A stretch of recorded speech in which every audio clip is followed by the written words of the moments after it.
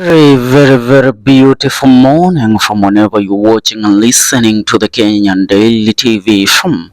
As of this morning, a story has currently been published on the one of Kenyan dailies in regards to one presidential candidate, Fred Matiang'i, who has already made his bid known to the people of the Republic of Kenya that he will be vying for the presidential seat come the year 2027. But Fred Matiang'i is currently in the campaign mood of the year 2027, but one thing that is clear is that Fred Matiang'i has not returned in the country himself to make his bid known to the people of the Republic of Kenya, and to really declare what he will do when he becomes the president of the Republic of Kenya. But do you know the reason why Matiang'i is not returning into the country anytime soon? Is in regards to the said publication that has today been publicized, or that has today been made public by one of the dailies, and that is the People's Daily, has publicized a story in regards to charges that are being drummed up by the government of President William Ruto against one Fred Matiang'i. Now, the latest report indicates how the Ruto's Kenya Kwanza government plans to tame former Interior Cabinet Secretary Fred Matiang'i's 2027 presidential ambitions. As reported by Tuesday's People's Daily's publication, the state is allegedly plotting to frame 14 charges against Fred Matiang'i, who has emerged as a Jubilee Party's next presidential candidate. The source claims the plot will be carried out when Fred Matiang'i will announce his 2027 presidential bid, considering that he is yet to declare his bid personally. 14 criminal charges to be framed against Matiang'i. The state operatives plans to punch on the former powerful Interior Minister Wanzi formally declares his 2027 presidential bid. The story is by one Mokalo Wayera. The Jubilee's party presidential candidate for the 2027 elections, Fred Okengo Matiang'i, faces a rough road ahead of him in his intentions after it emerged that myriad of political handhelds are being placed in his path by influential forces within the establishment, even before he formally announces the bid.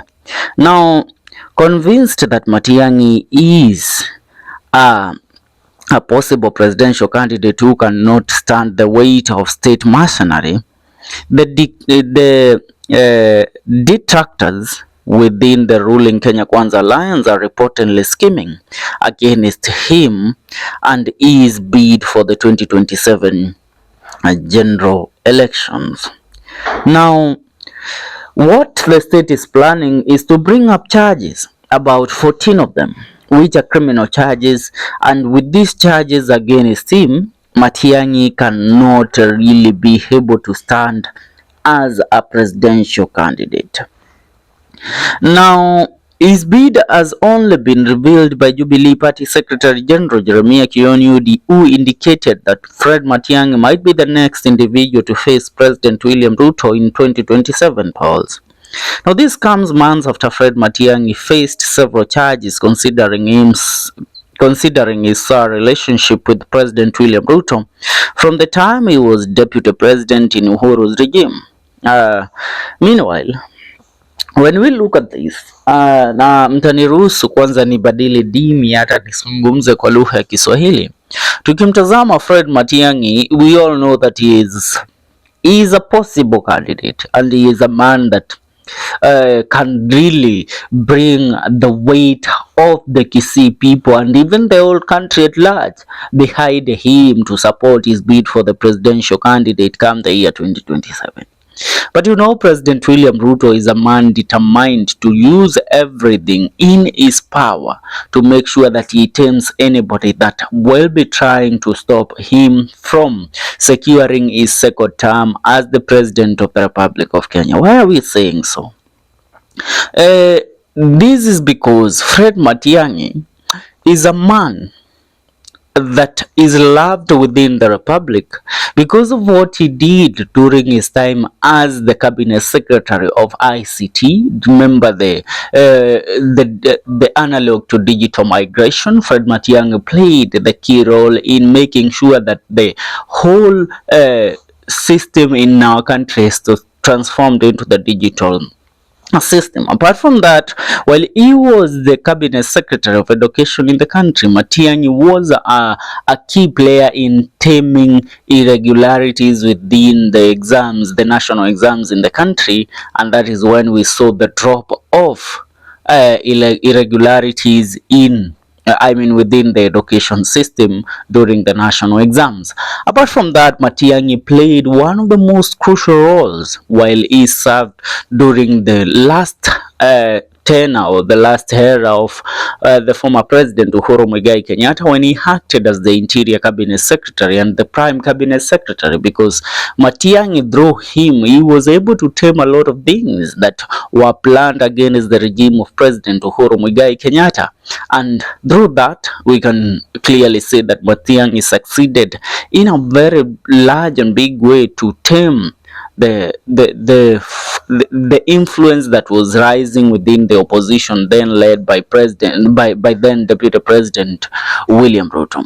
Now, President William Ruto knows that if there is somebody that has been scared, and the reason why they believe Matiang'i left the country to serve as a banker in the United Nation bank, or the bank where he works in the Latin America, is because Matiang'i feared that since President William Ruto had taken over power, the president would have taken all his wrath and made sure that Matiang'i is harassed to the core, and he would have made sure that Matiang'i suffers the full wrath of the law under him as president.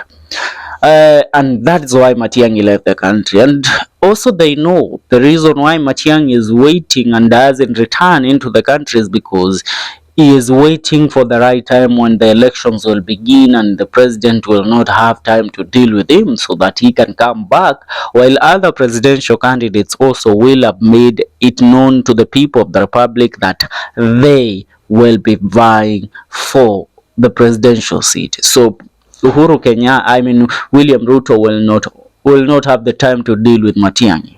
But Ruto is so determined to make sure that there is nobody who is possibly able to fight him or to oppose him in the 2027 general election, and that's why they are drumming up these charges.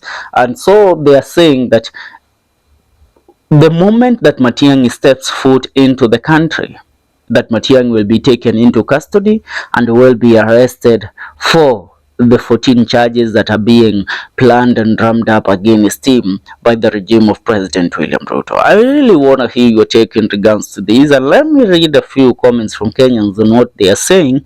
I see one Alfred Zinga saying, where did this come from? You read the newspapers, my friend. Mohammed Omar saying, but he is a criminal. Absalom says, let's support him. We have more power than them. They want us